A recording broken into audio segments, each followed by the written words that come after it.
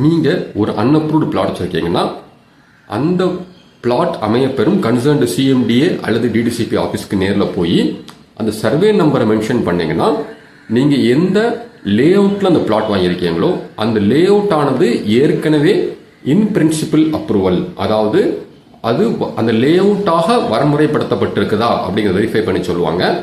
அப்படி ஒருவேளை இன் principal approval உங்கள் லே அவுட் ஆயிருக்கு அப்படின்னா அதற்குண்டான அப்ரூவல் நம்பர் தருவாங்க.